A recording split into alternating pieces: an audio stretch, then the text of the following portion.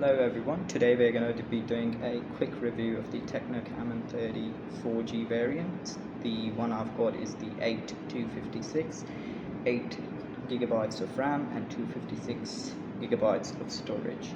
So without further ado, here is the phone itself. Firstly, we're just going to go over the build quality on this. So I've got skin on this, so you might not be able to tell, but this is the black color. It's got plastic sides, the volume rockers and the power button are over on this side, and over at the top you've got the second speaker as well as the IR blaster and the noise cancellation mic. On the left side you have just the SIM tray, which is dual SIM plus memory card, so you can have all three at the same time.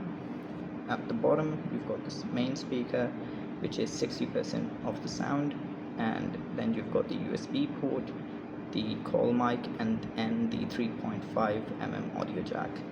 So that's the phone itself. On the back you've got a pretty nice design on the back, but I've got a sticker on so you can't tell, but it's got a glass back which has a very nice matte finish. Looks very nice. The camera ring looks like it's made out of metal, but that's just brushed plastic. And if you look at the camera itself, this here is the main camera. As you can see, the other are just depth sensor and an AI sensor or whatever, and this is nothing, just design. So anyways, the phone itself, it's got a pretty nice huge display, 6.73 inches, and it's full HD AMOLED and 120 Hz. The display quality on this is really good, has really great outdoor visibility as well, and you don't feel like you're working with anything slow. And it had an issue with refresh rate being stuck at 20 Hz, but with the latest update from Tecno, which was just recently, the 15.1, that has been fixed and it is working pretty nice. The overall specs of the phone are that, as I've already mentioned, 256 storage, 8 gigabytes of RAM, then memory fusion you can expand it up to 16, which is useless. I would never recommend expanding the memory at any point whatsoever. And then apart from that, you've got a 50 megapixel main OIS camera and a 50 megapixel front camera and a 5000 mAh battery. This is currently running on Android 15. As you can see, it's got overall it's a pretty nice phone. The Antutu score on this is it's a Helio G99, so it's going to be around 444. This is the one I have, and any G99 phone with enough RAM is going to have around the same score, what this translates into is that the performance is good. On a day-to-day this works. There's no stutters, no jitters, no lag. You don't feel anything when you're working on your day-to-day tasks like WhatsApp, messaging, browsing, etc. App opening is relatively smooth and kind of quick as well. As you can see, I'm going to go ahead and close everything, open YouTube, and you can see it doesn't take that much time. So I'm just going to go ahead and connect it to the Wi-Fi here.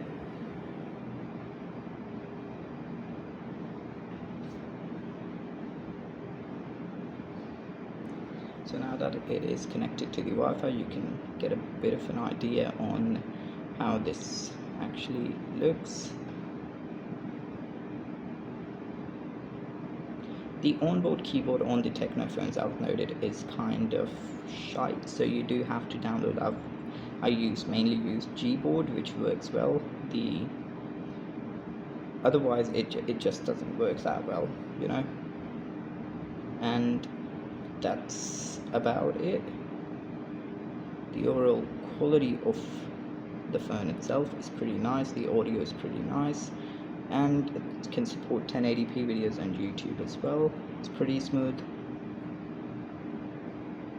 and does work quite well. On the gaming front, I've tried playing PUBG, Call of Duty, Assault Nitro, Assault 9, and Mobile Legends, as well as Genshin Impact as well, and all games work, albeit Genshin works on the lowest setting smoothly. If you go a bit higher, it does still work, but you're going to experience a few lags or frame drops here and there. For Mobile Legends and all of the games, it works on high settings, so you're going to be able to enjoy those a bit better. It does have NFC as well, so you're able to make contactless payments, which I've tried and it works well. And other than that, the battery timing on this has been phenomenal. It supports 70-watt wide charging, does not support wireless charging, but the battery timing on this on the 5000 mAh cell is great. I am generally able to get around 8 to 9 hours of screen on time, depending on what I'm doing. If I'm gaming, then maybe around 5 to 6 hours of screen on time. And for standby time, it can go weeks. I've literally not used it for like a week, and it was 100% charge, and now it's at 48. So that just gives you an idea. It can go weeks on standby. So the battery is really great. It takes about 50 minutes to an hour for it to completely charge up as well, so that time frame is really good. And for the camera on this is really great for what it's worth, although I will mention this, that there's basically just one working sensor. The other two are mostly aesthetics or decorational. But let me first take a picture in 1x. Right now you can see no editing, nothing, and it's able to take this picture pretty well. Now I'm going to go ahead and do a 10x zoom.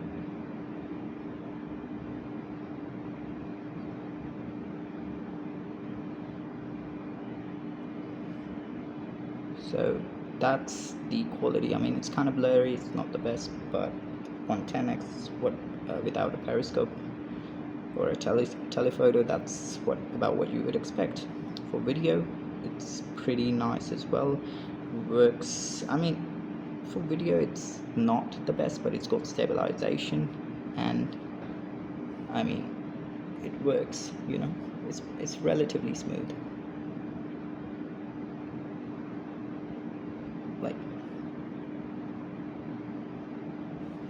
So yeah, it's a pretty good phone overall for the price. It's currently going for 46,000 PKR, which translates to about $150, I believe, and 170, I think. But all in all, for the price, it's a really good phone. The network connectivity on this is great, and if I had to name any cons about this phone, it would just mainly be the fact that it's got a plastic build, which I don't even fault the company too much for that, and the fact that it's doesn't have quite the premium feel, because as you can see on the display, it's not quite. The display and the frame has that little black separated belt, which usually is a sign of a bit of a cheaper phone, not a premium build. And yeah, the lack of a ultra wide camera, that's also there. But other than that, I believe this phone is good enough for anyone who is looking for a device that has a good camera, that works well in all conditions. Basically a jack of all trades but a master of none.